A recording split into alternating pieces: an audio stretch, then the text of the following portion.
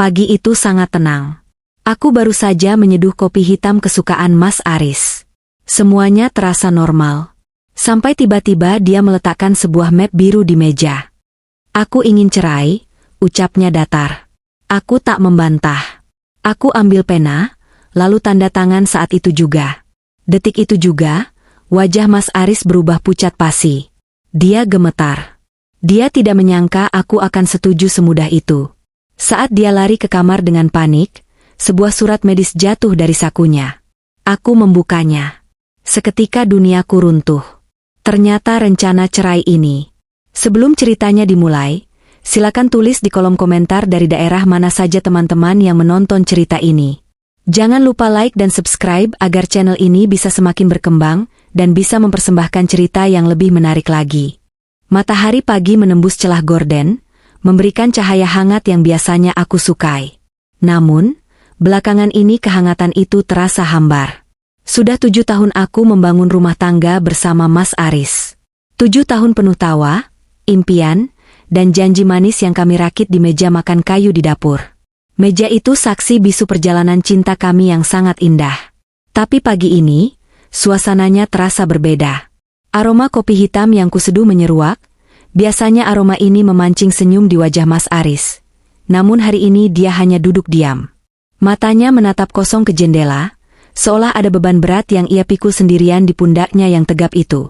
Aku mencoba bersikap biasa. Aku meletakkan roti bakar mentega di piringnya, berharap dia akan menoleh dan memberikan kecupan ringan di keningku seperti biasanya. Namun, Mas Aris tetap bergeming. Keheningan di antara kami terasa menyesakan, lebih bising daripada suara klakson di luar sana. Aku mulai bertanya-tanya, apa yang salah? Ataukah aku melakukan kesalahan tanpa sengaja yang membuatnya begitu dingin? Setiap kali aku mencoba membuka percakapan, dia hanya menjawab dengan singkat. Iya, atau tidak. Perubahan ini dimulai sejak 3 bulan lalu, saat Mas Aris mulai sering melamun dan kehilangan nafsu makannya. Aku mengira itu hanya stres pekerjaan biasa, mengingat tanggung jawabnya yang besar. 7 tahun bukanlah waktu yang sebentar. Kami melewati banyak badai bersama. Namun, kini aku merasa Mas Aris semakin menjauh, seolah ada dinding kaca yang memisahkan kami. Ia sering pulang larut malam, dan saat di rumah pun, pikirannya entah di mana. Aku sangat merindukan suamiku yang dulu, yang selalu menatapku penuh kasih sayang. Pagi ini, aku merasakan firasat buruk merayap di dada. Keheningan ini awal dari badai yang akan menghancurkan segalanya tanpa sisa. Aku hanya bisa menarik napas, sambil terus menatap punggung suamiku yang terasa asing. Pagi ini terasa sangat menakutkan bagi diriku. Aku tidak menyangka bahwa setelah kopi terakhirnya, kata-kata yang keluar dari mulutnya akan mengubah hidupku menjadi kepingan misteri yang sangat menyakitkan dan pedih bagi seluruh jiwa ini. Suasana meja makan yang tadi hanya sunyi kini berubah menjadi sangat mencekam, seolah udara di sekitar kami membeku seketika. Mas Aris meletakkan cangkir kopinya perlahan. Suaranya saat bersentuhan dengan permukaan meja kayu itu terdengar seperti dentuman keras yang memekakan telingaku. Ia menarik napas sangat panjang, sebuah tarikan napas yang terdengar begitu berat, seolah oksigen di ruangan ini tidak lagi cukup untuk menopang hidupnya. Kemudian, dengan tangan yang terlihat sedikit gemetar namun dipaksakan tetap tenang, ia mengeluarkan sebuah map berwarna biru tua dari tas kerjanya. Map itu ia dorong perlahan ke hadapanku, melintasi piring sarapan yang bahkan belum ia sentuh sedikit pun. Aku menatap benda itu dengan jantung yang berdegup kencang. Sangat takut untuk menebak apa isinya meskipun sebenarnya nuraniku sudah berteriak sangat keras. Maya, ucapnya dengan suara rendah, nyaris berbisik namun terdengar begitu tajam menghujam harga diriku. Aku ingin kita selesai sampai di sini saja. Aku sudah siapkan surat cerai ini dengan sangat matang. Kamu hanya perlu tanda tangan agar semua urusan ini bisa cepat berakhir tanpa ada drama yang melelahkan. Kalimat itu menghujam jantungku lebih dalam dari sembilu manapun yang pernah kubayangkan dalam hidup ini. Aku tertegun diam, menatap matanya yang kini terlihat sangat dingin, kosong, dan terasa begitu asing bagiku. Tidak ada lagi binar cinta yang dulu selalu aku banggakan. Hanya ada kehampaan yang luar biasa luas di sana. Kenapa, Mas? Apa salahku? Tanyaku lirih, mencoba sekuat tenaga menahan air mata. Ia membuang muka, menatap dinding seolah wajahku adalah sesuatu yang menyakitkan untuk dilihat lagi. Aku sudah tidak bahagia, Maya. Rasa itu sudah hilang. Aku ingin bebas dan tak mau terikat lagi. Tolong, jangan buat ini semakin sulit. Lanjutnya tanpa rasa bersalah. Aku menarik napas panjang, mencoba menenangkan badai emosi yang sedang mengamuk hebat di dalam dadaku. Aku tidak ingin terlihat lemah di hadapan pria yang baru saja membuangku secara sepihak. Jika dia memang benar ingin pergi, maka aku tidak akan pernah memohon untuk dicintai kembali. Perlahan namun pasti, aku menarik map biru itu dan membukanya dengan tangan dingin. Di sana tertulis jelas gugatan cerai yang sangat rapi. Tanpa banyak bicara lagi, aku mengambil pena dari atas meja. Aku merasa tatapan Mas Aris mendadak menegang saat melihatku membuka tutup pena itu dengan sangat tenang. Aku membubuhkan tanda tangan dengan tegas di atas materai, tanpa ada keraguan sedikit pun yang aku tunjukkan padanya. Sudah selesai, Mas. Ini yang kamu mau, kan? Kataku sambil menyodorkan kembali map itu. Mas Aris terpaku, ia tampak sangat terkejut melihat betapa cepatnya aku setuju. Matanya yang tadi dingin kini membelalak, karena ada rasa panik yang mulai menjalar jelas di seluruh wajahnya yang kaku. Ia sama sekali tidak menyangka bahwa aku akan melepaskannya semudah itu, tanpa ada tangisan pilu atau teriakan histeris yang mungkin sudah ia antisipasi. Keheningan kembali menyergap ruangan itu, tapi kali ini terasa lebih menyesakan bagi Mas Aris daripada untukku sendiri. Ia menatap tanda tanganku dengan tatapan bingung, seolah-olah surat itu adalah beban yang justru kini menjerat lehernya sendiri. Aku mencoba tetap berdiri tegak meski hatiku hancur. Aku beranjak pergi tanpa menoleh sedikit pun, meninggalkan suamiku yang kini terlihat sangat tersesat di ruang makan itu sendirian. Langkah kakiku terasa sangat berat. Namun aku tahu bahwa sebuah babak baru yang jauh lebih gelap telah dimulai pagi ini. Ada rahasia yang ia simpan rapat di balik wajah pucatnya. Rahasia itu akan segera terungkap. Setelah aku meletakkan pena itu dan melangkah pergi, aku bisa merasakan tatapan Mas Aris masih tertancap tajam di punggungku. Aku masuk ke kamar, mengunci pintu dengan rapat, dan akhirnya membiarkan tubuhku luruh ke atas lantai yang dingin. Hatiku hancur berkeping-keping. Namun aku tidak ingin dia melihat sedikit pun kerapuhan yang aku rasakan. Di luar sana, aku mendengar suara kursi yang bergeser kasar. Langkah kaki Mas Aris terdengar terburu-buru, lalu suasana tiba-tiba berubah sangat hening. Keheningan itu terasa jauh lebih menyakitkan daripada pertengkaran hebat manapun. Aku mengira dia akan segera membawa surat itu ke kantor pengacara, namun nyatanya dia tetap diam di rumah sepanjang hari itu. Ia bahkan tidak berangkat kerja, sesuatu yang sangat jarang terjadi dalam 7 tahun pernikahan kami. Setiap kali aku keluar dari kamar, aku melihatnya duduk di ruang tengah dengan tatapan kosong, memandangi surat yang sudah aku tanda tangani itu seolah surat itu adalah bom waktu yang siap meledak kapan saja. Keanehan perilakunya semakin nyata saat malam tiba. Mas Aris biasanya sangat rapi, namun kini ia terlihat sangat berantakan. Saat makan malam dalam kesunyian yang mencekam, aku memperhatikan tangannya yang memegang sendok terus bergetar hebat. Ia hampir tidak menyentuh makanan yang sudah kusiapkan. "Kenapa kamu belum bawa surat itu?" tanyaku dengan nada yang sengaja dibuat datar. Ia tersentak, wajahnya pucat pasi menoleh dengan ekspresi ketakutan yang sulit dijelaskan. "Ada hal administrasi yang harus aku cek lagi, Maya. Kita masih punya waktu 1 minggu sebelum semuanya diproses," jawabnya serak. Kepanikannya sangat terlihat, seolah dia sedang mencoba mengulur waktu dari keputusan yang ia buat sendiri. Malam semakin larut, mataku tetap sulit terpejam. Aku merasa ada sesuatu yang sangat besar yang ia sembunyikan rapat-rapat. Saat melewati ruang kerjanya, aku melihat pintu sedikit terbuka. Mas Aris tertidur di sofa. Di bawah meja kerjanya, aku melihat botol plastik kecil terjatuh. Aku mengambil botol itu dan membacanya di bawah cahaya lampu temaram. Itu adalah obat penenang dosis tinggi yang hanya diberikan pada pasien tertentu. Jantungku berdegup kencang. Untuk apa dia minum obat ini? Sejak kapan dia membutuhkannya? Aku menatap wajahnya yang tertidur, ia terlihat begitu rapuh. Ada rasa sedih mendalam menyerangku, menyadari pria ini sedang berjuang sendirian melawan rahasia besar yang sangat kelam. Aku meletakkan botol itu kembali dengan tangan gemetar. Aku tidak ingin dia tahu bahwa aku mulai mencium aroma ketidakjujuran di balik permintaannya. Semakin aku memperhatikan, Semakin aku merasa bahwa keputusannya meninggalkanku bukanlah karena hilang rasa cinta, melainkan karena rasa takut yang luar biasa. Kenapa dia panik saat aku menyetujui perceraian itu? Apa yang sebenarnya tertulis di rekam medis yang mungkin sedang ia sembunyikan?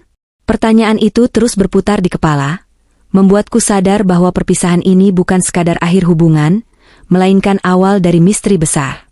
Besok, aku bertekad mencari tahu kebenarannya sebelum semuanya benar-benar terlambat untuk diperbaiki kembali. Kesunyian rumah kini terasa penuh teka-teki yang menyayat hati, membawa kami pada jurang ketidakpastian yang menakutkan bagi masa depan kami berdua kelak. Mentari pagi menyelinap lewat jendela, namun hawa dingin di rumah tetap tidak memudar. Aku terbangun dengan pikiran tertuju pada botol obat penenang semalam. Mas Aris bersiap pergi dengan gerakan terburu-buru. Ia tidak berani menatap mataku saat pamit. Ada urusan kantor, katanya singkat. Aku mengangguk pelan, berpura-pura sedih karena surat cerai itu. Begitu mobilnya keluar, aku segera mengambil kunci mobilku. Ada sesuatu yang salah. Aku membuntuti mobilnya dari kejauhan agar tidak ketahuan. Jantungku berdebar, perasaan was-was menyelimuti jiwa. Ternyata, Mas Aris tidak ke kantor. Ia justru berbelok ke rumah sakit besar di pusat kota.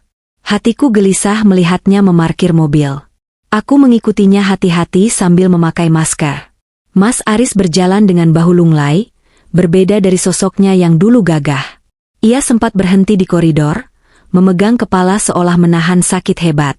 Pemandangan itu membuat air mataku nyaris tumpah. Pria yang memintaku cerai justru terlihat menderita. Ia menyusuri lorong berbau karbol. Aku tetap mengawasinya, meredam detak jantung yang bising. Mas Aris berhenti di depan pintu poli onkologi. Kakiku lemas. Onkologi? Itu tempat pejuang kanker. Kenapa dia di sana? Apakah dia sakit parah tanpa memberitahuku selama ini? Aku berdiri terpaku di balik pilar, melihatnya masuk ruangan dokter dengan gontai. Pikiranku melayang pada surat cerai itu. Mungkinkah dia mendorongku pergi agar aku tidak melihat penderitaannya? Rasa sakitku bukan karena cerai, tapi karena kenyataan dia berjuang sendiri melawan maut. Aku merasa berdosa membencinya. Sejam kemudian, Mas Aris keluar membawa amplop coklat besar. Wajahnya pucat dan putus asa. Ia duduk di kursi tunggu, menunduk sambil mendekap amplop itu erat. Bahunya bergetar, dia menangis dalam sunyi. Hatiku tersayat melihatnya rapuh tanpa ada aku di sisinya untuk memberi kekuatan nyata. Aku bergegas kembali ke mobil sebelum ketahuan. Sepanjang jalan, air mataku mengalir. Sekarang aku paham alasan kepanikannya kemarin. Dia ingin aku membencinya agar kepergiannya nanti tidak menyakitiku. Betapa bodohnya dia memikul beban ini sendiri. Aku harus segera membuka amplop rahasia miliknya itu sekarang juga. Sesampainya di rumah, aku duduk di sofa dengan tubuh lunglai. Bayangan Mas Aris di depan poli onkologi terus terbayang di pelupuk mata. Aku merasa terjebak dalam mimpi buruk yang panjang. Tak lama, suara mobilnya terdengar masuk ke garasi. Aku segera menghapus sisa air mata dan mencoba bersikap biasa saja. Ia masuk dengan wajah sangat kuyu, langsung menuju ruang kerjanya dan mengunci pintu.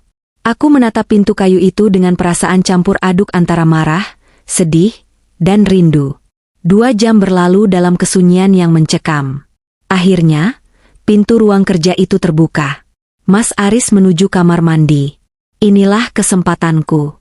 Dengan langkah kaki pelan, aku menyelinap masuk ke ruang kerjanya. Di atas meja yang biasanya rapi, kini tampak berantakan. Aku mencari amplop coklat besar yang kulihat tadi. Ternyata, amplop itu ada di laci bawah yang tidak terkunci. Tanganku bergetar saat menyentuh permukaan kertasnya. Aku menarik isinya keluar dengan sisa tenaga yang masih tersisa di tubuhku ini.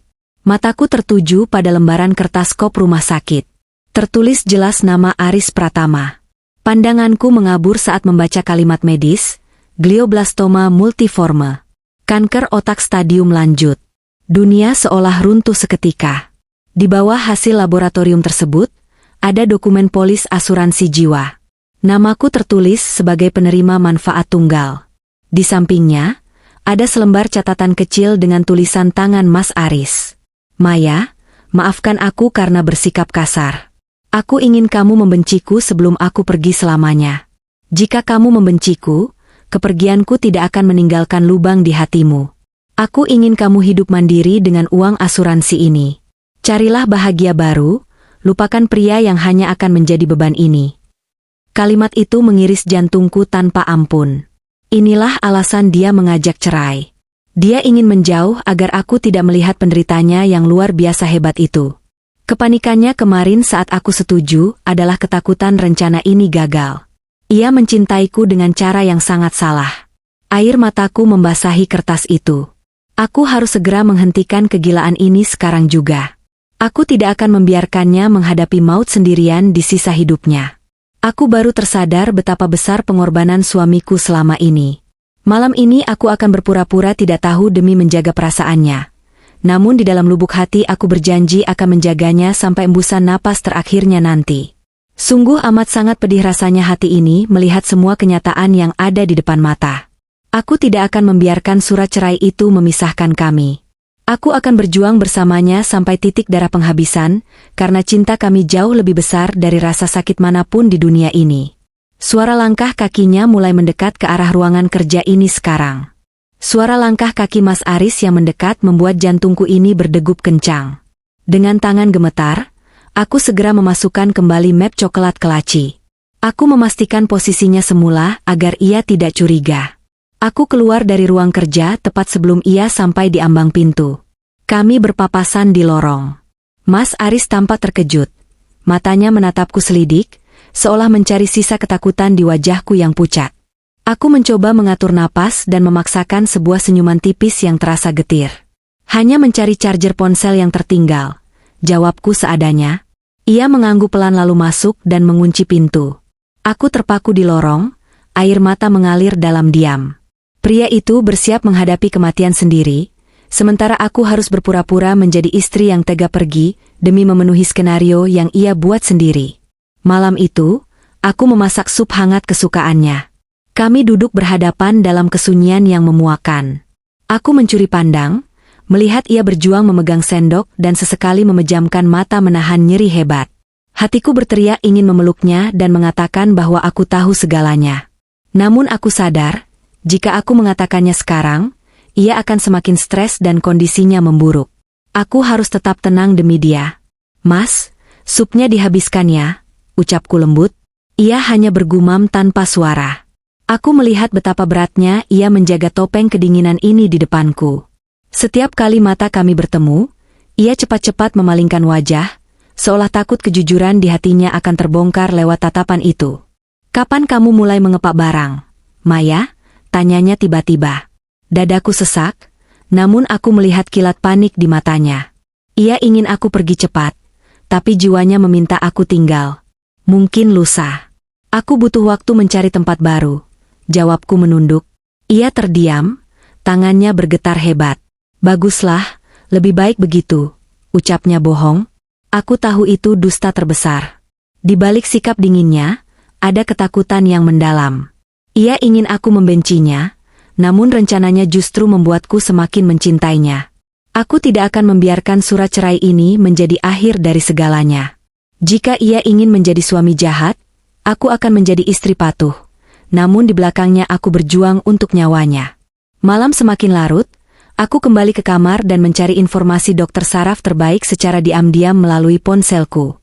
Aku tidak akan membiarkan badai ini menghancurkan rumah tangga kami. Setiap tarikan napasnya terasa amat berharga bagiku sekarang. Cinta sejati adalah bertahan saat maut mulai melambaikan tangannya. Aku bersumpah, Mas Aris tidak akan menghadapi penderitaan ini sendirian. Aku akan terus menjaga rahasia ini sampai waktunya tiba untuk bicara jujur. Besok, aku akan mulai melangkah untuk menyelamatkannya tanpa ia sadari.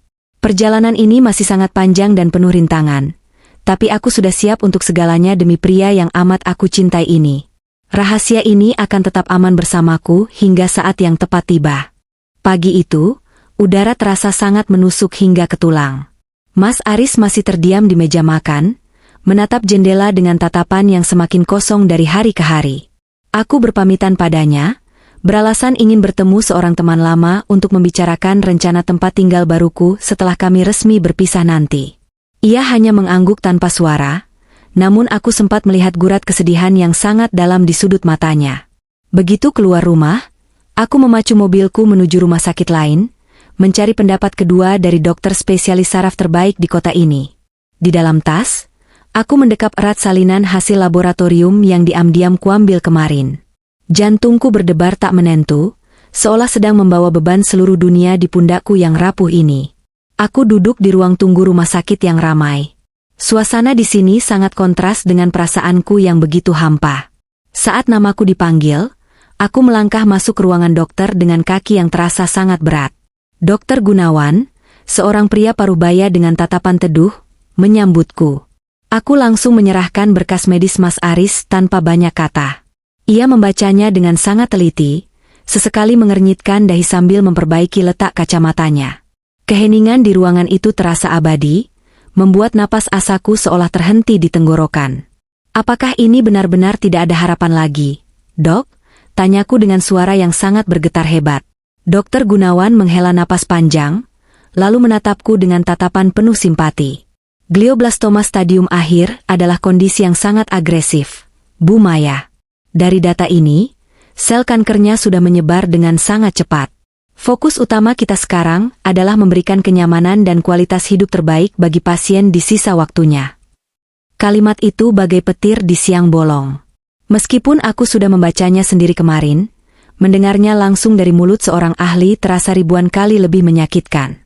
Air mataku lurus ketika, membasahi pipi yang sudah mulai tirus karena kurang tidur. Aku teringat semua upaya Mas Aris yang menjauhkanku agar aku tidak melihat kehancurannya.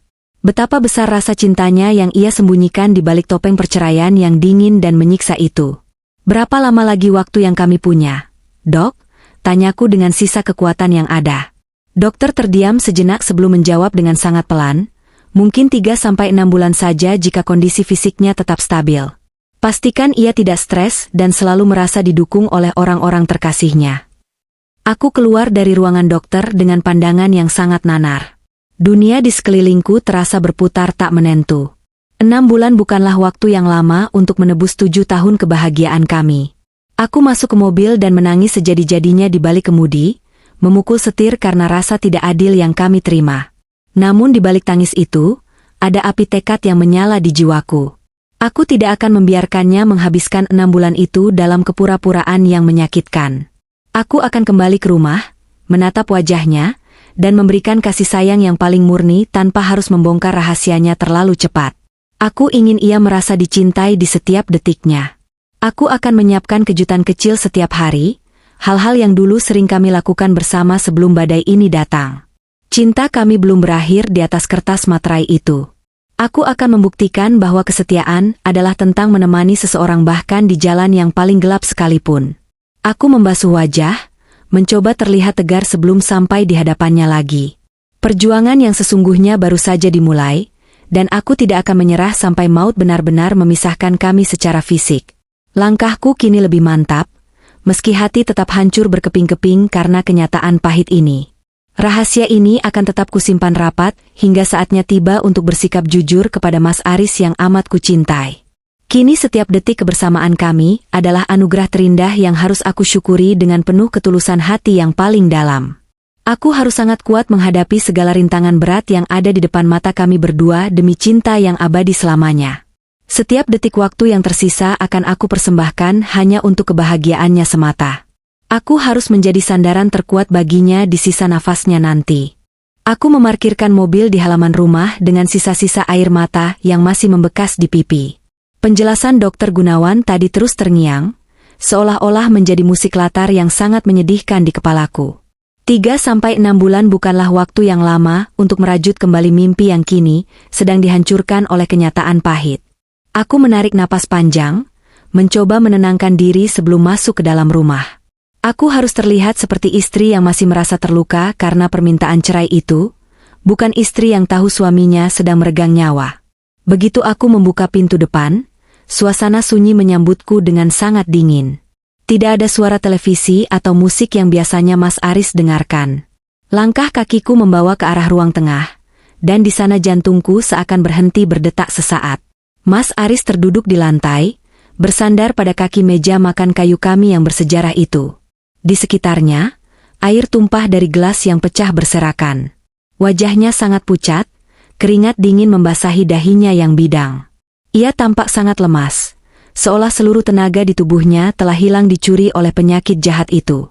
Aku refleks berlari mendekat, ingin mendekapnya dengan seluruh kekuatanku. "Mas Aris, kamu kenapa?" teriakku panik. Namun, saat tanganku nyaris menyentuh pundaknya, ia menepisnya dengan kasar meskipun gerakannya sangat lamban. "Jangan sentuh aku, Maya. Aku tidak butuh belas kasihan darimu. Pergi ke kamarmu," bentaknya dengan suara serak yang sangat menyayat hati. Aku tahu itu adalah upayanya untuk tetap terlihat jahat agar aku menjauh, namun matanya yang memerah tidak bisa menyembunyikan rasa sakit yang luar biasa hebat. Aku tetap tidak bergeming. Aku mengambil kain lap dan mulai membersihkan pecahan gelas itu dengan tangan gemetar. Aku tidak peduli jika ujung jariku teriris sedikit, karena rasa perih di hatiku jauh lebih dahsyat. Aku melihat betapa sulitnya ia hanya untuk mencoba berdiri kembali. "Kamu sakit, Mas? Ayo kita ke dokter," pancingku perlahan, berpura-pura tidak tahu. Ia tertawa getir, sebuah tawa yang terdengar sangat hampa dan menyakitkan. "Aku hanya kelelahan. Jangan banyak tanya. Bukankah kita akan segera berpisah? Urus saja urusanmu sendiri," katanya sambil mencoba berdiri dengan bertumpu pada meja. Aku hanya bisa menunduk, membiarkan rambutku menutupi wajah agar ia tidak melihat air mataku yang kembali jatuh. Betapa keras hatinya demi melindungiku dari rasa duka yang akan datang nanti. Setiap inci tubuhnya menunjukkan kerapuhan, namun egonya tetap setinggi langit demi sebuah sandiwara cinta yang keliru. Malam itu, setelah ia berhasil masuk ke kamar dan mengunci diri, aku duduk di balik pintu kamarnya. Aku bisa mendengar suara isak tangis yang sangat lirih dari dalam sana. Suamiku, pria yang dulu sangat perkasa, kini menangis dalam kesunyian karena harus membuang wanita yang paling ia cintai di dunia ini. Aku merapatkan telinga ke pintu, ingin sekali aku mendobraknya dan mengatakan bahwa aku tahu semuanya. Aku ingin mengatakan bahwa aku tidak peduli dengan uang asuransi itu, aku hanya ingin dia ada di sini sekarang bersamaku menghadapi badai ini. Namun, aku harus menahan diri. Aku harus menjadi lebih kuat dari rasa sakit ini. Aku memutuskan untuk mulai menyiapkan segala sesuatu yang ia butuhkan secara diam-diam tanpa menyinggung perasaannya. Aku akan memasak makanan bergizi tanpa ia curigai sedikitpun. Aku akan memastikan ia meminum obatnya meskipun aku harus berpura-pura itu hanyalah vitamin biasa untuk daya tahan tubuh. Kesunyian malam itu menjadi saksi bisu betapa cinta sejati bisa sangat menyakitkan namun sekaligus menguatkan jiwa. Kita sedang meniti jalan menuju perpisahan yang abadi, namun aku berjanji tidak akan membiarkan langkahnya goyah di jalan gelap itu sendirian. Esok hari akan menjadi tantangan yang lebih berat lagi, karena aku melihat stok obat-obatan di laci ruang kerjanya sudah mulai habis. Aku harus segera bertindak sebelum kondisinya benar-benar mencapai titik kritis yang tidak bisa lagi aku kendalikan secara mandiri. Cinta ini adalah sebuah perjuangan yang sangat melelahkan, tapi aku tidak akan pernah berhenti mencintainya sampai kapanpun juga. Aku tetap di sini, menjaga tiap embusan nafasnya dari balik pintu kayu ini dengan penuh ketulusan hati yang paling dalam. Sungguh sangat menyakitkan melihat orang yang kita cintai harus menderita sendirian, demi menjaga perasaan kita agar tetap baik-baik saja di masa depan. Aku harus tetap kuat untuknya sampai akhir hayat nanti benar-benar menjemput salah satu dari kami berdua di dunia yang sangat fana ini selamanya. Pagi itu kabut tipis menyelimuti halaman, seolah alam ikut merasakan kegelapan hati ini. Aku berdiri di depan pintu kamar Mas Aris dengan tangan gemetar. Di pelukanku ada map coklat sumber segala kepedihan ini. Aku tahu jika terus diam, aku membiarkan suamiku mati dalam kesunyian menyiksa. Pukul 7 pintu terbuka perlahan. Mas Aris keluar dengan langkah gontai, tangannya meraba dinding mencari keseimbangan. Wajahnya yang dulu cerah kini tampak kuyu dan penuh garis kelelahan.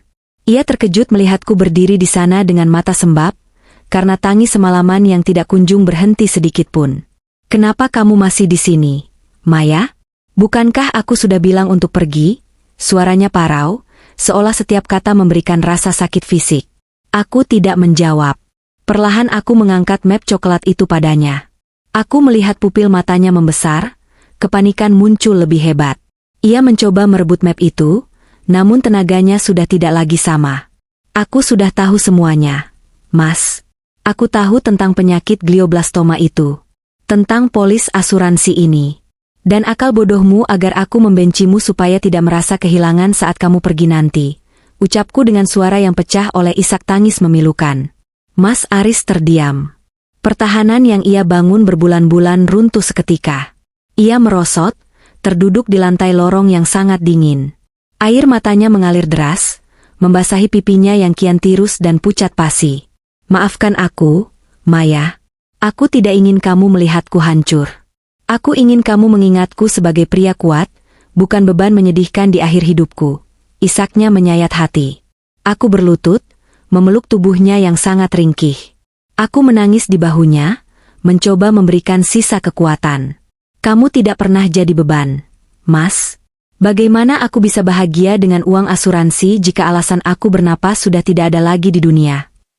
Lorong rumah menjadi saksi bersatunya dua hati yang sempat terpisah rahasia kelam. Tidak ada lagi sandiwara cerai. Hanya ada dua manusia yang saling menguatkan di ambang perpisahan takdir. Mas Aris membalas pelukanku erat, seolah tak ingin melepas meski sedetik. Rahasia yang dipikul sendiri akhirnya terbagi, beban di pundaknya mulai berkurang. Kami tahu kejujuran ini awal perjuangan berat. Waktu terus berjalan, setiap detiknya berharga dilalui tanpa ada dusta.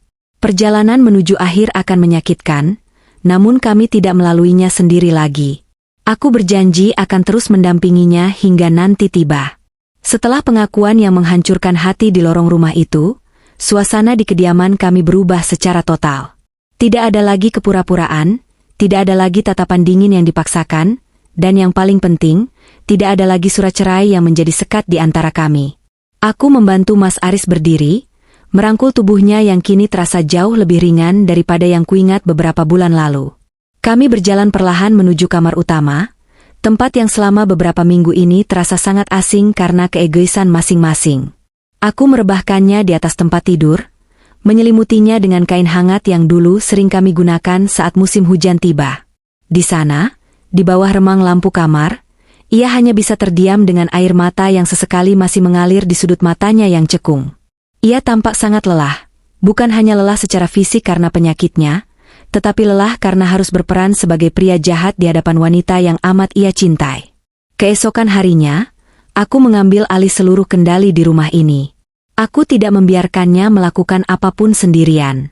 Aku menjadi perawat, koki, sekaligus pelindung baginya. Pagi dimulai dengan aroma bubur hangat yang kumasak dengan penuh ketelitian, memastikan setiap nutrisi masuk ke tubuhnya yang mulai menolak makanan keras.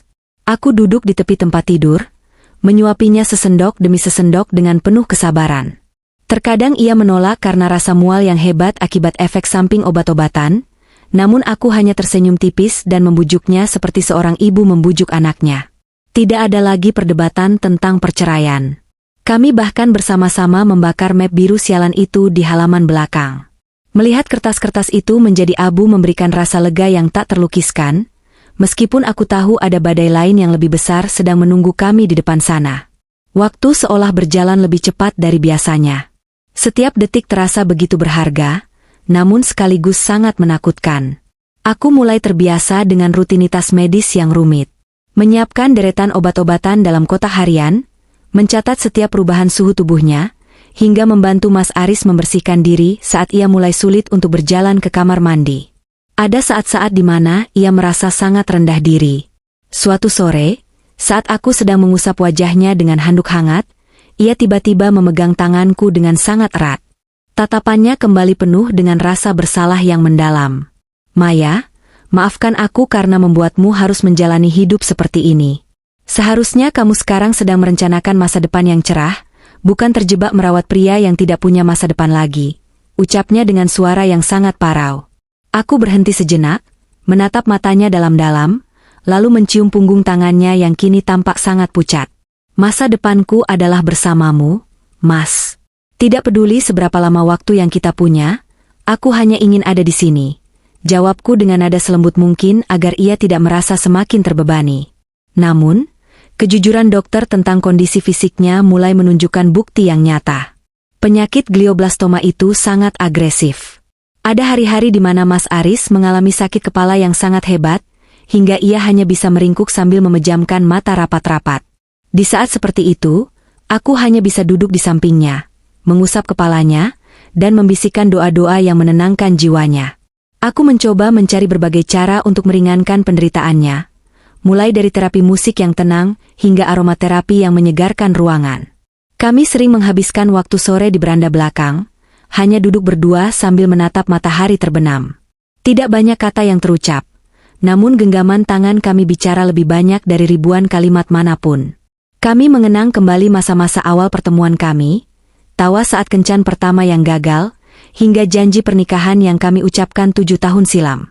Kenangan-kenangan itu menjadi obat paling mujarab bagi jiwa kami yang sedang terluka parah. Masalah keuangan yang sempat ia khawatirkan sebenarnya tidak pernah menjadi fokus utamaku. Memang benar, asuransi itu sangat besar nilainya. Namun aku akan memberikan segalanya hanya untuk menambah 1 hari lagi bersamanya dalam keadaan sehat. Aku mulai menyadari bahwa harta paling berharga di dunia ini bukanlah angka di rekening bank, melainkan tarikan napas seseorang yang kita cintai saat ia tertidur lelap di samping kita. Aku sering terjaga di malam hari, hanya untuk memastikan bahwa ia masih bernapas dengan teratur. Ketakutan akan kehilangan dirinya menjadi hantu yang selalu menghantui setiap malamku, namun aku harus tetap terlihat kuat di hadapannya. Aku tidak boleh menangis di depannya, karena aku tahu air mataku akan menjadi beban tambahan bagi hatinya yang sudah sangat berat. Aku menyimpan seluruh kesedihanku di dalam kamar mandi, membiarkan suara kucuran air menyamarkan isak tangisku yang sesak. Memasuki bulan kedua setelah pengakuan itu, kondisi Mas Aris menurun drastis. Ia mulai sering kehilangan ingatan jangka pendeknya. Terkadang ia lupa hari apa sekarang, atau ia lupa apakah ia sudah makan atau belum. Pernah suatu hari, ia terbangun dengan wajah bingung dan bertanya mengapa aku ada di kamarnya, seolah ia lupa bahwa kami sudah berdamai dengan rahasia itu. Hatiku hancur berkeping-keping melihatnya seperti itu, namun aku tetap menjawabnya dengan penuh kasih sayang, mengingatkannya kembali tentang cinta kami.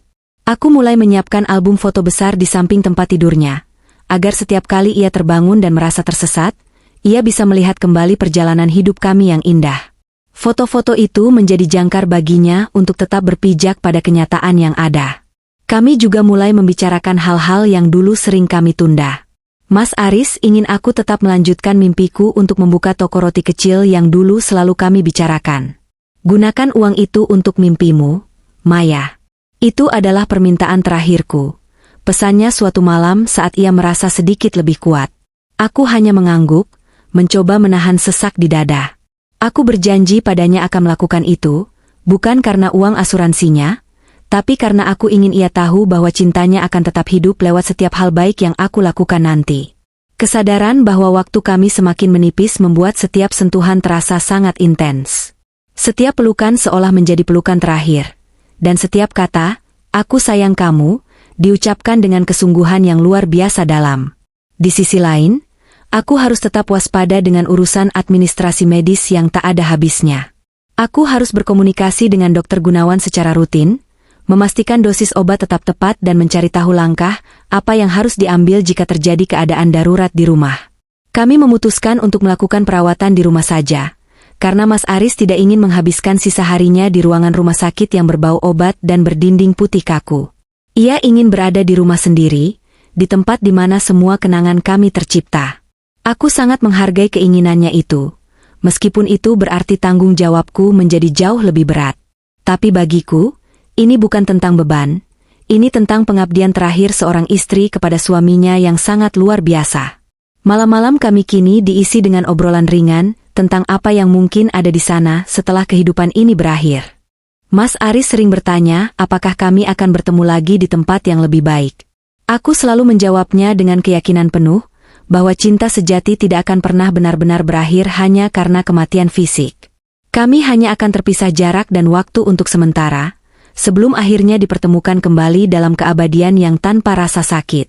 Percakapan-percakapan mendalam seperti ini membuat kami berdua merasa lebih siap menghadapi kenyataan pahit yang mungkin akan datang dalam waktu dekat. Ketakutan itu masih ada, namun kedamaian mulai menyusup di antara celah-celah kesedihan kami. Hari-hari yang kami lalui sekarang adalah tentang kualitas, bukan lagi tentang kuantitas. Kami belajar untuk mensyukuri hal-hal kecil, seperti saat ia bisa tersenyum lebar melihat bunga di taman mekar, atau saat ia bisa menghabiskan satu piring penuh makanannya tanpa merasa mual. Setiap kemenangan kecil itu kami rayakan dengan penuh rasa syukur. Aku melihat Mas Aris kini jauh lebih tenang daripada saat ia masih menyimpan rahasia sendirian. Beban di wajahnya telah terangkat, berganti dengan sinar ketulusan yang murni. Ia tidak lagi panik, ia tidak lagi berusaha mengusirku. Ia hanya ingin aku ada di dekatnya, memegang tangannya saat ia mulai merasa dunia di sekitarnya perlahan-lahan mulai memudar dan menjadi gelap. Aku menyadari bahwa perjuangan ini adalah bentuk cinta yang paling tinggi yang pernah aku jalani selama ini. Menemani seseorang yang kita tahu akan segera pergi adalah sebuah keberanian yang sangat luar biasa besar. Setiap pagi aku terbangun dengan perasaan was-was. Namun setiap malam aku tertutup dengan rasa terima kasih, karena Tuhan masih memberikan satu hari lagi untuk kami bersama. Kami sedang meniti jembatan menuju perpisahan, namun kami melakukannya sambil bergandengan tangan erat, memastikan bahwa tidak ada satupun dari kami yang merasa sendirian dalam perjalanan yang sangat sunyi dan panjang ini. Dan disinilah kami, di tengah ketidakpastian waktu, namun di dalam kepastian cinta yang tak akan pernah lekang oleh waktu dan keadaan apapun yang akan menimpa kami berdua di masa yang akan datang nanti. Langit di luar jendela tampak kelabu, seolah-olah awan pun tak kuasa menahan beban kesedihan yang menyelimuti rumah kami pagi ini. Udara terasa jauh lebih dingin dari biasanya, menusuk hingga ke tulang meskipun semua jendela sudah kututup rapat. Di dalam kamar yang kini penuh dengan aroma minyak kayu putih dan berbagai cairan antiseptik, aku duduk di samping tempat tidur Mas Aris. Mataku tak pernah lepas dari wajahnya yang kini tampak sangat tirus, dengan tulang pipi yang menonjol dan kulit yang semakin pucat menyerupai kertas perkamen tua. Napasnya terdengar sangat berat dan tidak teratur. Sebuah irama yang setiap detiknya membuat jantungku berdenyut nyeri. Aku memegang tangannya yang terasa sangat dingin, mencoba menyalurkan kehangatan dari tubuhku yang sebenarnya juga sedang bergetar hebat, karena rasa takut yang luar biasa besar. Sudah 3 hari Mas Aris tidak membuka matanya. Ia berada dalam kondisi yang menurut dokter disebut sebagai fase penurunan kesadaran yang sangat dalam. Tidak ada lagi obrolan ringan tentang masa depan, atau candaan kecil tentang masa lalu. Yang tersisa hanyalah keheningan yang menyesakan, hanya sesekali dipecah oleh suara jam dinding yang seolah sedang menghitung mundur waktu kami yang tersisa. Aku teringat kembali pada momen di meja makan itu, saat ia dengan berani menyodorkan surat cerai hanya untuk melindungiku. Betapa bodohnya aku jika waktu itu aku benar-benar pergi dan membiarkannya melewati masa-masa kritis ini sendirian. Aku mengusap punggung tangannya dengan lembut, merasakan setiap urat syaraf yang kini tampak jelas.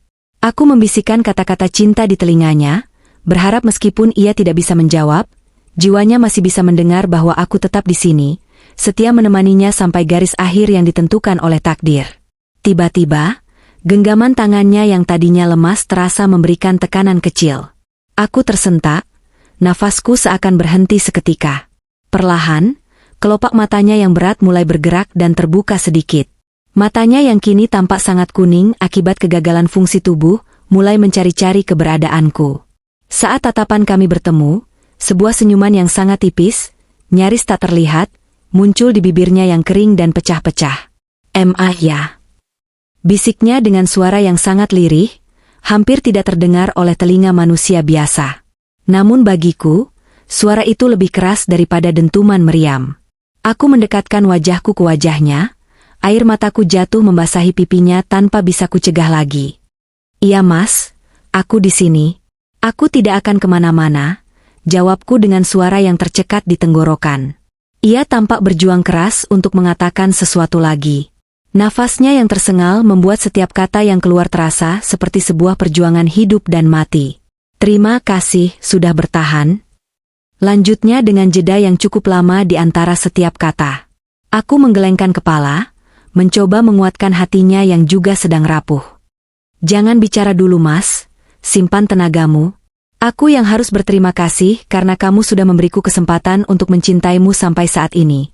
Ucapku sambil mencium keningnya dengan penuh ketulusan. Di momen itu, aku menyadari bahwa cinta kami telah mencapai puncaknya. Bukan dalam kemewahan atau tawa, melainkan dalam kesunyian kamar yang penuh penderitaan ini, di mana dua jiwa saling menguatkan meski raga salah satunya sudah hampir menyerah pada keadaan. Kondisi Mas Aris terus menurun seiring berjalannya hari. Sore itu, Dokter Gunawan datang untuk memeriksa keadaannya. Setelah melakukan beberapa pemeriksaan singkat, ia menarikku keluar kamar dengan wajah yang sangat berat. Ibu Maya, saya harus jujur bahwa fungsi organ tubuh Pak Aris sudah sangat minimal. Kita sekarang hanya bisa menunggu dan memastikan ia tidak merasa kesakitan. Ini adalah saat-saat terakhir bagi kalian untuk saling menguatkan, ucapnya dengan nada yang sangat rendah. Aku hanya bisa mengangguk pelan, seolah seluruh energiku sudah habis untuk menangis. Aku kembali masuk ke kamar, melihat suamiku yang kini kembali memejamkan mata.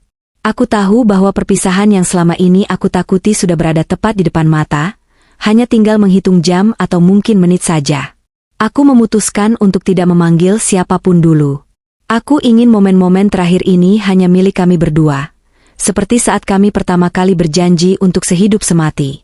Aku naik ke atas tempat tidur, berbaring dengan sangat hati-hati di sampingnya, lalu meletakkan kepalaku di bahunya yang sudah tak lagi bidang. Aku memeluknya dengan sangat lembut, mendengarkan detak jantungnya yang semakin melemah dan lambat. Aku mulai bercerita tentang semua hal indah yang pernah kami lalui. Tentang bagaimana kami bertengkar karena masalah kecil lalu berbaikan dengan pelukan hangat. Tentang bagaimana ia selalu berhasil membuatku tertawa saat aku sedang merasa sedih karena urusan pekerjaan. Aku ingin ia pergi dengan membawa memori-memori terindah tentang kehidupan kami, bukan dengan rasa sakit yang ia rasakan saat ini. Malam semakin larut, suasana di luar rumah menjadi sangat sunyi, seolah-olah dunia sedang memberikan penghormatan terakhir bagi seorang pria yang sangat hebat. Mas Aris sesekali merintih kecil dalam tidurnya, dan setiap kali itu terjadi, aku akan mempererat pelukanku dan membisikkan bahwa semuanya akan baik-baik saja. Aku mengatakan padanya bahwa ia boleh pergi jika memang sudah terlalu lelah, bahwa aku akan baik-baik saja dan akan melanjutkan semua mimpi yang pernah kami bangun bersama. Pergilah dengan tenang, Mas. Aku sudah memaafkan segalanya, dan aku akan selalu mengenangmu sebagai suami terbaik di jagat raya ini, bisikku di antara isak tangis yang mulai meledak kembali secara perlahan. Aku merasakan badannya mulai terasa semakin dingin, sebuah tanda yang sangat jelas bahwa sirkulasi darahnya sudah tidak lagi sampai ke ujung saraf. Namun, anehnya, wajahnya tampak semakin damai. Kerutan di dahinya yang selama ini muncul karena menahan sakit mulai menghilang. Ia tampak seperti orang yang sedang tidur sangat lelap setelah menempuh perjalanan yang sangat jauh dan melelahkan. Aku terus memegang tangannya, tidak ingin melepasnya sedikit pun. Aku ingin tangankulah yang menjadi hal terakhir yang ia rasakan di dunia ini, sebelum ia melangkah ke dimensi yang lain. Kesetiaan ini adalah janji yang aku tepati, sebuah pengabdian yang melebihi segala bentuk materi yang pernah ia khawatirkan sebelumnya di dalam surat cerai itu. Di sela-sela doaku, aku menyadari betapa hidup ini sangat singkat dan penuh dengan kejutan yang tak terduga. Pria yang dulu ingin meninggalkanku demi kebaikanku sendiri, kini sedang bersiap meninggalkanku karena panggilan takdir yang tak bisa ditolak. Aku belajar bahwa mencintai bukan hanya tentang memilikinya saat sehat, tapi tentang menemaninya hingga embusan napas yang terakhir. Setiap detik yang kami lalui di kamar ini menjadi sangat sakral. Aku tidak menyesal sedikit pun tetap bertahan, meskipun rasa sakitnya hampir tidak tertahankan bagi jiwaku. Aku melihat jam di dinding menunjukkan pukul 2 dini hari, waktu di mana bumi biasanya berada dalam titik paling sunyi. Dan di sanalah, di tengah kesunyian itu, aku merasakan sebuah perubahan pada ritme napas suamiku yang tercinta. Napasnya menjadi sangat panjang, seolah ia sedang mengumpulkan seluruh sisa udara yang ada di ruangan ini. Kemudian, perlahan-lahan ia mengeluarkannya dengan sangat tenang. Aku menunggu napas berikutnya, 1 detik, 2 detik, hingga 10 detik berlalu, namun napas itu tidak pernah kembali lagi. Jantungnya yang selama ini berjuang keras akhirnya berhenti berdetak dengan sangat damai. Aku masih memeluknya, merasakan tubuhnya yang perlahan menjadi kaku di dalam dekapanku. Tidak ada teriakan histeris dariku, hanya air mata yang terus mengalir deras membasahi spray tempat tidur kami. Mas Aris telah pergi, meninggalkan seluruh rasa sakitnya di dunia ini dan melangkah menuju tempat yang jauh lebih indah, tempat di mana tidak ada lagi kanker yang menyiksanya. Aku mencium keningnya untuk yang terakhir kali, kening yang kini sudah mendingin. Selamat jalan, Mas. Terima kasih untuk 7 tahun yang luar biasa ini, ucapku dengan suara yang sangat tenang namun penuh dengan kehancuran hati.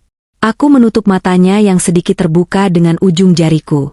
Di dalam ruangan itu, aku merasa waktu seolah berhenti berputar. Aku tetap berada di sana, memeluk jasad suamiku selama beberapa saat, memberikan perpisahan yang paling sunyi dan paling dalam yang pernah dialami oleh seorang manusia. Perjalanan panjang kami telah usai, namun kenangan tentangnya akan tetap hidup selamanya di dalam hatiku yang kini telah patah namun penuh dengan rasa bangga, karena telah mencintainya sampai akhir hayat. Kini aku harus bersiap menghadapi babak terakhir tanpa dirinya di sisiku lagi. Rumah yang dulu terasa begitu penuh dengan tawa dan aroma kopi, kini berubah menjadi sebuah ruang yang hampa dan sangat sunyi. Seminggu setelah kepergian Mas Aris, aku masih sering terjaga di tengah malam, secara refleks meraba sisi tempat tidur yang kini kosong dan dingin. Tidak ada lagi suara napas berat yang harus kupastikan setiap detiknya, tidak ada lagi rintihan sakit yang harus kubalas dengan elusan lembut. Dunia seolah terus berputar dengan sangat cepat di luar sana. Namun di dalam sini, waktuku terasa berhenti pada pukul 2 dini hari di saat napas terakhirnya berembus. Aku duduk di meja makan kayu kami, tempat di mana semuanya dimulai dengan sebuah map biru yang menyakitkan. Aku menatap jendela, melihat dedaunan yang berguguran, menyadari bahwa setiap perpisahan memang meninggalkan bekas yang sangat dalam namun juga memberikan ruang untuk sesuatu yang baru. Proses administrasi asuransi jiwa dan pembagian aset yang Mas Aris siapkan ternyata berjalan sangat lancar. Persis seperti rencananya yang begitu rapi dan penuh kehati-hatian. Ia benar-benar ingin memastikan bahwa aku tidak akan mengalami kesulitan finansial sedikitpun setelah ia tiada. Saat menandatangani berkas-berkas itu, tanganku masih bergetar hebat, bukan karena jumlah angka yang fantastis, melainkan karena aku tahu setiap rupiah itu adalah bentuk cinta terakhirnya yang ia siapkan dengan penuh penderitaan. Mas Aris tidak hanya menyiapkan uang, ia menyiapkan masa depanku agar aku tetap bisa berdiri tegak meskipun ia sudah tidak ada lagi di sampingku. Aku teringat ucapannya tentang toko roti impian kami. Seolah-olah suaranya masih terngiang jelas di telingaku, membujukku untuk tidak larut dalam kesedihan yang tak berujung, dan mulai melangkah mewujudkan mimpi yang sempat tertunda karena badai penyakitnya. 2 bulan berlalu, aku mulai mencari lokasi untuk toko roti itu. Aku memilih sebuah bangunan kecil dengan jendela besar yang menghadap ke arah matahari terbit. Persis seperti yang selalu ia ceritakan saat kami masih duduk di beranda belakang. Proses pembangunannya menjadi terapiku untuk sembuh dari rasa duka yang sangat menyesakkan. Setiap kali aku merasa lelah atau ingin menyerah, aku akan membuka kembali catatan kecilnya yang kutemukan di laci ruang kerjanya. Catatan itu berisi resep-resep sederhana dan sketsa kasar tentang bagaimana seharusnya tampilan toko roti kami nanti. Mas Aris ternyata sudah memikirkan semuanya sejak lama, jauh sebelum ia divonis sakit. Ia adalah arsitek dari masa depanku, pria yang bahkan dalam bayang-bayang kematiannya masih sempat memikirkan kebahagiaanku lebih dari dirinya sendiri. Hari pembukaan toko roti itu akhirnya tiba. Aku memberinya nama, Janji Abadi. Sebuah pengingat bahwa meskipun raga bisa terpisah, janji cinta tidak akan pernah mati dimakan oleh waktu. Aroma mentega dan ragi mulai memenuhi ruangan, persis seperti aroma yang Mas Aris sukai setiap kali aku mencoba memanggang sesuatu di rumah. Di sudut toko, aku meletakkan sebuah foto kecil dirinya yang sedang tersenyum lebar, foto yang diambil saat ulang tahun pernikahan kami yang kelima. Aku ingin ia selalu ada di sana, melihat bagaimana aku menjalankan pesan terakhirnya dengan penuh rasa bangga. Banyak pelanggan yang datang, dan setiap kali mereka memuji rasa roti buatanku, aku selalu tersenyum kecil dalam hati sambil berbisik, "Ini semua berkat suamiku, Mas." Di malam hari, saat toko sudah tutup dan aku duduk sendirian di sana, aku sering merenungkan kembali perjalanan kami yang penuh drama ini. Aku menyadari bahwa keputusannya untuk mengajukan cerai di awal cerita bukanlah karena kebencian, melainkan karena rasa cinta yang terlalu besar hingga ia rela dianggap sebagai orang jahat. Ia ingin aku bebas dari beban merawat orang sakit. Ia ingin aku punya kenangan buruk tentangnya agar aku lebih mudah untuk melupakannya dan mencari pengganti yang lebih sehat. Namun, ia salah satu hal, yaitu ia meremehkan kekuatan kesetiaanku. Justru dengan bertahan di sisinya hingga detik terakhir, aku menemukan makna hidup yang sesungguhnya.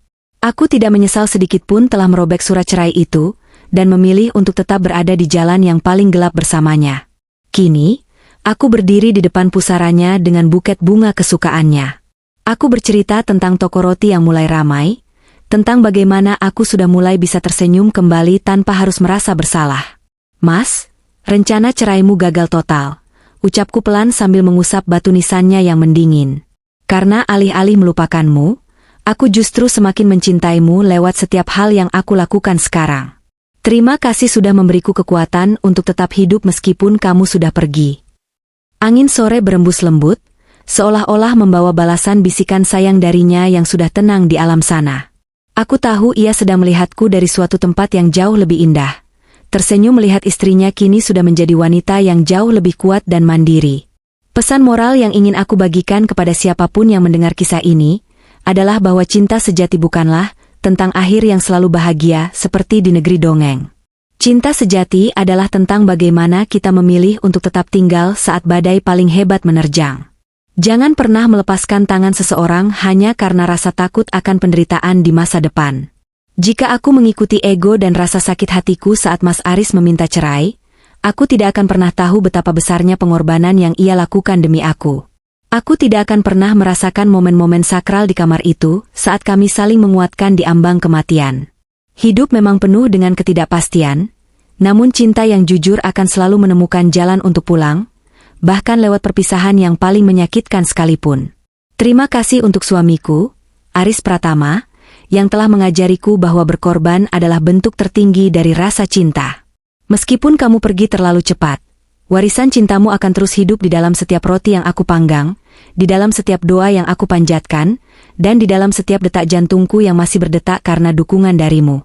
Kita memang tidak jadi bercerai secara administrasi, dan kita tidak akan pernah bercerai di dalam hati. Kamu akan selalu menjadi pemilik sah dari seluruh ruang di jiwaku ini. Penonton sekalian, hargailah setiap detik bersama pasangan kalian. Karena kita tidak pernah tahu kapan takdir akan mengetuk pintu dan meminta salah satu dari kita untuk pulang terlebih dahulu. Aku menutup pintu toko roti malam ini dengan perasaan yang damai. Cahaya lampu jalanan menerangi langkahku menuju rumah yang kini tidak lagi terasa menakutkan. Meskipun Mas Aris tidak ada di sana secara fisik, kehadirannya terasa di mana-mana. Di dalam aroma rumah, di dalam kenangan di setiap sudut ruangan, dan di dalam kekuatan yang ia tinggalkan untukku.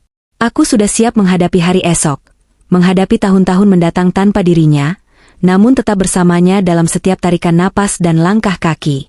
Kisah kami memang berakhir di sini dalam bentuk narasi, namun cinta kami akan terus mengalir selamanya, melampaui batas waktu, melampaui rasa sakit, dan melampaui kematian itu sendiri.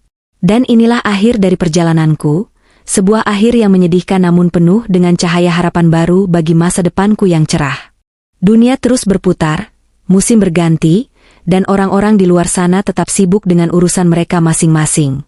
Namun bagiku, waktu seolah memiliki detaknya sendiri di dalam toko roti kecil ini. Setiap kali aku mengunci pintu di sore hari, aku selalu menyempatkan diri untuk duduk sejenak di kursi kayu dekat jendela, tempat favoritku untuk melihat matahari yang perlahan tenggelam di cakrawala. Di saat-saat seperti itulah, memori tentang Mas Aris kembali datang, bukan sebagai rasa sakit yang menyayat, melainkan sebagai kehangatan yang mendekap jiwa. Aku sering tersenyum sendiri mengingat betapa keras kepalanya dia saat mencoba menyembunyikan penderitaannya. Dia mengira cinta bisa dihentikan hanya dengan selembar kertas cerai dan sikap dingin yang dibuat-buat. Dia lupa bahwa cinta sejati memiliki insting yang jauh lebih tajam daripada logika manapun di dunia ini.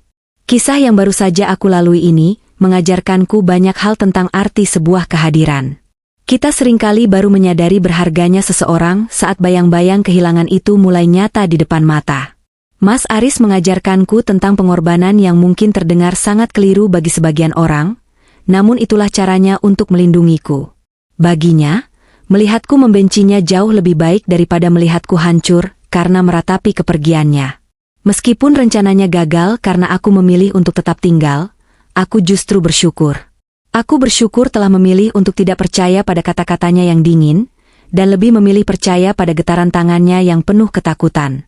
Jika malam itu aku benar-benar pergi membawa koperku, mungkin sisa hidupku hanya akan dipenuhi oleh penyesalan yang tak akan pernah menemukan muaranya. Kini, setiap kali aku melihat pasangan suami istri yang sedang bercanda di toko rotiku, aku selalu berdoa dalam hati agar mereka tidak pernah harus melewati badai seperti yang kami alami. Namun jika badai itu datang, aku berharap mereka memiliki kekuatan yang sama untuk tidak saling melepaskan genggaman. Jangan pernah biarkan ego atau rasa takut akan masa depan menghancurkan apa yang sudah kalian bangun bertahun-tahun dengan penuh air mata dan tawa. Rahasia yang Mas Aris simpan memang sangat berat. Namun kejujuran yang akhirnya terucap memberikan kami kedamaian yang luar biasa di sisa waktunya. Itulah keajaiban dari sebuah kejujuran, seburuk apapun kenyataannya, ia akan selalu memberikan ketenangan daripada hidup di dalam kebohongan yang terus menghantui. Terima kasih untuk kalian semua yang sudah bersedia mendengarkan perjalanan hidupku bersama Mas Aris hingga akhir. Aku membagikan cerita ini bukan untuk mencari simpati, melainkan untuk mengingatkan kita semua bahwa waktu adalah aset yang paling mahal yang kita miliki. Gunakanlah waktu itu untuk memeluk orang-orang yang kalian sayangi, untuk mengucapkan kata cinta setiap hari, dan untuk saling memaafkan atas kesalahan-kesalahan kecil yang seringkali kita besar-besarkan.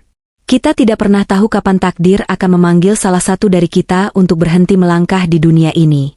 Jangan sampai ada kata yang belum terucap atau pelukan yang belum tersampaikan saat waktu itu benar-benar tiba di hadapan kita tanpa peringatan sebelumnya. Aku akan tetap di sini, menjalankan amanah terakhir suamiku, menjaga aroma roti ini tetap harum seperti kenangannya yang tak akan pernah pudar. Meskipun kini aku berjalan sendirian, aku tidak pernah benar-benar merasa kesepian. Ada cinta yang ia tinggalkan di setiap sudut rumah ini, ada keberanian yang ia titipkan di dalam jiwaku, dan ada harapan yang selalu ia bisikan lewat angin sore yang tenang. Mas Aris mungkin sudah tenang di sana, bebas dari segala rasa sakit yang pernah menyiksa tubuhnya. Dan di sini, aku akan terus hidup dengan kepala tegak, menjadi bukti nyata bahwa cinta yang tulus akan selalu menang melawan maut sekalipun. Selamat malam untuk kalian semua yang sedang berjuang demi orang-orang tersayang. Semoga kisah ini bisa menjadi pelipur lara, atau sekadar pengingat kecil di tengah kesibukan kalian yang melelahkan. Sampai jumpa di lain kesempatan, dengan cerita-cerita baru yang mungkin akan memberikan warna berbeda dalam hidup kita semua. Aku, Maya, pamit undur diri dari narasi ini, namun tidak dari perjuangan mencintai suamiku hingga keabadian nanti. Terima kasih telah menjadi saksi dari janji abadi yang kami rakit di atas puing-puing rencana perceraian yang gagal itu. Semoga kedamaian selalu menyertai langkah kaki kalian dimanapun berada.